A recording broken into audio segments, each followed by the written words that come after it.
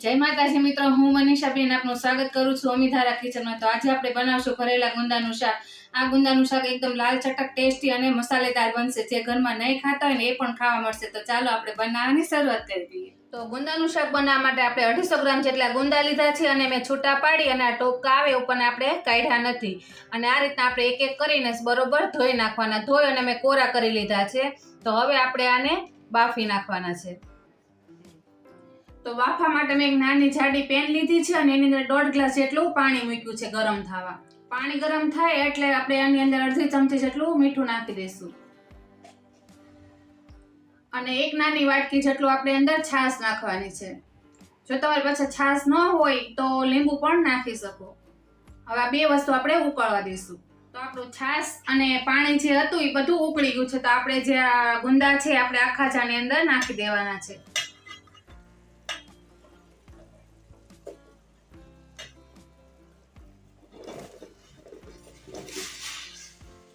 હવે આપણે એને ફાસ્ટ ગેસે 2 થી 3 મિનિટ માટે બફાવા દેવાના છે। ખુલ્લા બફાવા દેવાના છે। આપણે વધારે નથી બાફવાના, ખાલી એમ થોડાક નરમ પડે ને એ રીતના જ આપણે એને બાફવાના છે। તો 2 થી 3 મિનિટ જેવું થઈ ગયું છે અને તમે જોઈ શકો આપણા જે ગુંદા છે બધા આ રીતના બફાઈ ગયા છે અને કલર પણ સરસ જળવાઈ રહ્યો છે અને તમે જોઈ શકો આપણે જે છાશ નાખી છે તેની ચીકાશ છે બધી સાઈડ ઉપર ચોંટી ગઈ છે। તો હવે આપણે ગેસને બંધ કરી દઈશું ને ગુંદા છે એ બધા આપણે કાઢી લેશું પાણીમાંથી। તો આપણે એક આવી કાણાવાળી જાર હોય ને એવી લેવાની છે અને એના ગુંદાને કાઢી લેવાના છે।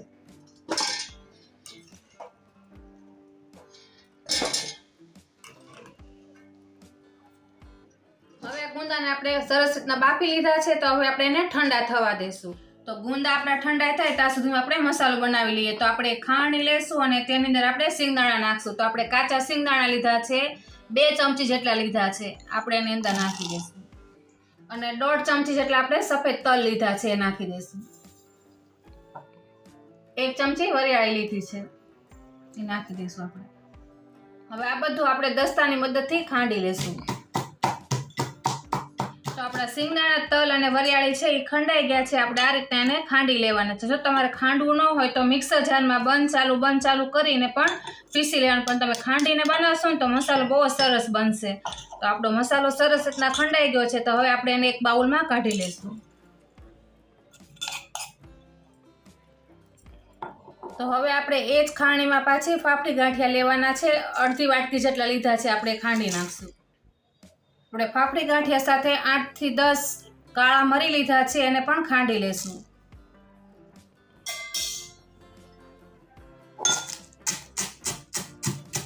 તો મરી અને ફાફડી ગાંઠિયા છે એ પણ સરસ રીતના ખંડાઈ ગયા છે। આપણે એ બધું આની અંદર મિક્સ કરી નાખશું।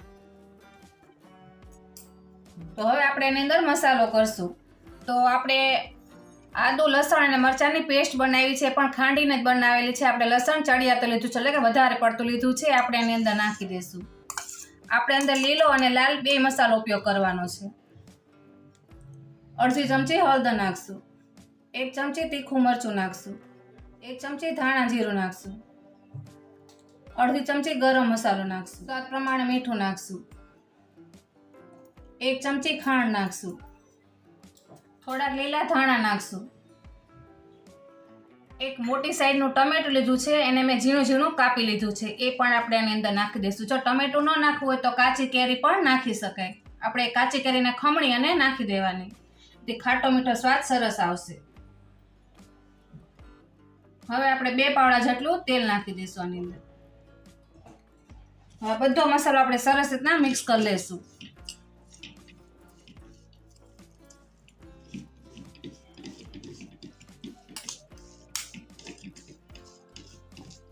તો આપણો મસાલો છે એ સરસ રીતના બધો મિક્સ કરી અને સ્વાદિષ્ટ બનીને તૈયાર થઈ ગયો છે। આ મસાલો મારા છોકરાને બહુ જ ભાવે। જ્યારે ગુંદાનું શાક કરું ત્યારે અડધો તો એ ખાય જ। તમે જોઈ શકો છો આબાથી સાફ કરી ગયો, અડધો તો ખાઈ ગયો।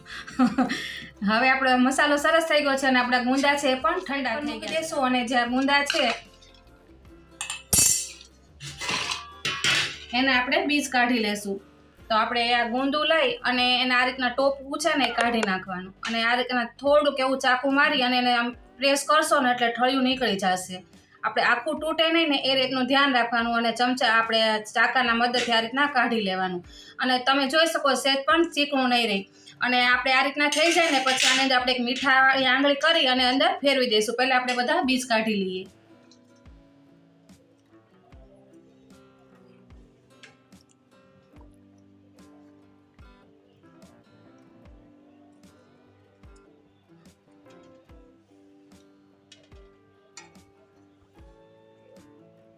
આ રીતના બાફીને કરશો ને તો તમારે બીજ કાઢતા વાર નહીં લાગે, ફટાકે નીકળી જશે.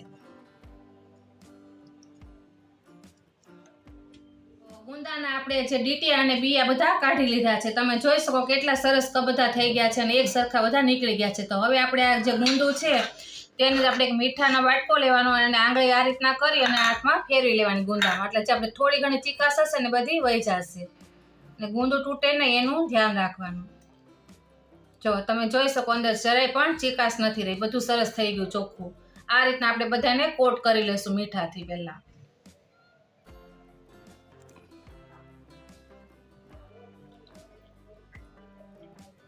તો આપણે બધા ગુંદામાં મીઠાવાળી આંગળી કરીને ચીકાશ બધી દૂર કરી દીધી છે. તો હવે આપણે આ ગુંદાને ભરી લેશું. તો આપણે આ રીતના માવો લઈ અને અંદર જેટલો સમય એ રીતના ધીમે ધીમે બધો પ્રેસ કરીને માવો ભરી દેવાનો.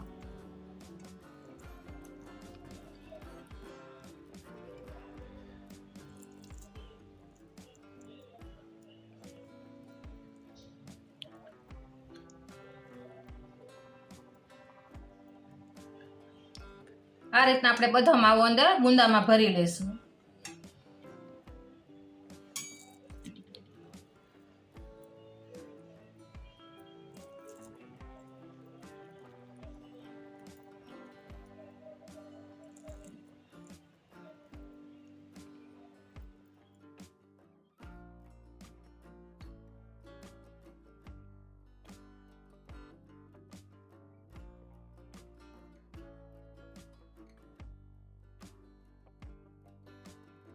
આપણે બધા ગુંદાને ભરીને તૈયાર કરી નાખ્યા છે અને આપણે એટલો માવો બચ્યો છે, આપણે પછી એને કામમાં લઈ લેશું. તો હવે આપણે એનું શાક બનાવી નાખીશું. તેલ ગરમ થાય એટલે અડધી ચમચી રાઈ નાખશું.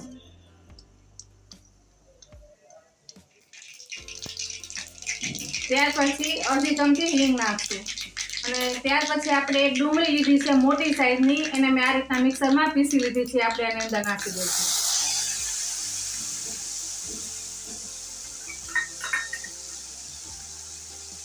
હવે આપણે આને મિક્સ કરી લઈશું. આપણે અત્યારે એમાં કોઈ મસાલો નાખવાનો નથી, આપણે મસાલામાં બધો જ મસાલો નાખી દીધો છે. ખાલી આપણે જે ડુંગળી નાખી છે આછો ગુલાબી કલરની થાય ને ત્યાં સુધી ધીમા ગેસ આ રીતે એને સાતળવાની છે.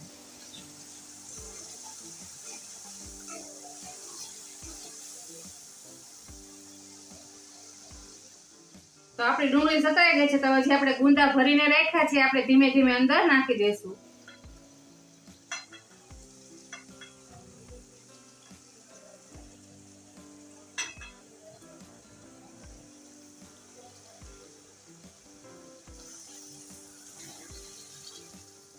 હવે ગુંદા નાખીને આપણે હળવા હાથે એને ફેરવી લઈશું.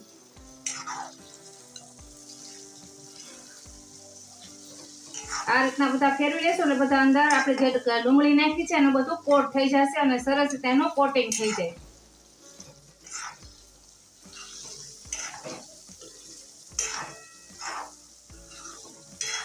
અને આ પ્રોસેસ કરો ને ત્યારે આપણે ગેસ એકદમ ધીમો રાખવાનો છે, નહીતર આપણી ડુંગળી છે એ બધી બળી જશે અને સ્વાદ બધો બગડી જશે. આપણા ગુંદા છે બધા સરસ રીતે ડુંગળીમાં કોટ થઈ ગયા છે. તો હવે આપણે એને 2 મિનિટ માટે આ રીતના ધીમા ગેસે ચડવા દઈશું. તો 2 મિનિટ જે થઈ ગયું અને તેલ બધું છૂટું પડી ગયું છે. તો હવે જે આપણે મસાલો બચ્યો છે ને બધા આપણે આની અંદર નાખી દઈશું.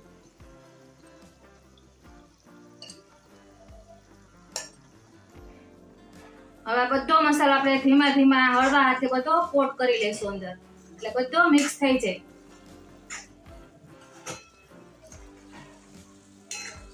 એકદમ હળવા હાથે કરવાનું છે ને તો ગુંદા છે આપણા તૂટી જશે.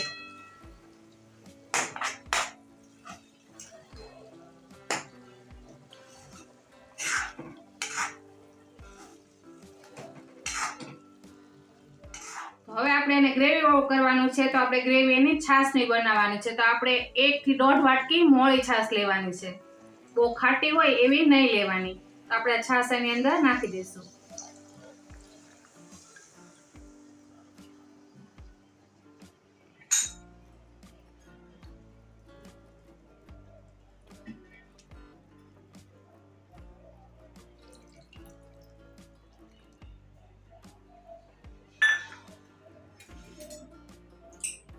અને છાશ નાખીને આપણે એકવાર હળવા હાથે હલાવી લઈશું.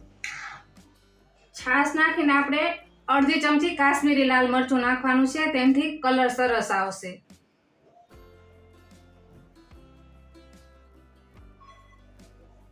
તો તમે જોઈ શકો આપણે જે છાશ નાખી છે ઉકળવા માંડી છે. હવે ધીમો ગેસ કરી અને ઢાંકીને આપણે એને 5 મિનિટ માટે ચડવા દઈશું, એકદમ ધીમા ગેસે.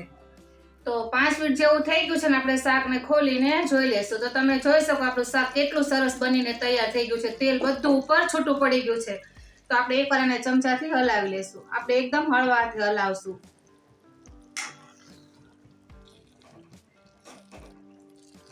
તો આપણું એકદમ ટેસ્ટી શાક બનીને તૈયાર થઈ ગયું છે. તમે જોઈ શકો, જોતા જ ખાવાનું મન થાય ને એવું મસ્ત બન્યું છે શાક. તો હવે આપણે ગેસને કરી દઈશું બંધ અને ઉપર થોડા ધાણા નાખી દઈશું લીલા.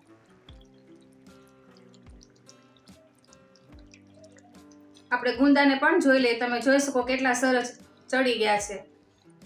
જો આપણે આંગળીથી પ્રેસ કરીને તો પણ એકદમ સરસ ચડી ગયા છે. તો આપણું શાક બનીને તૈયાર થઈ ગયું છે.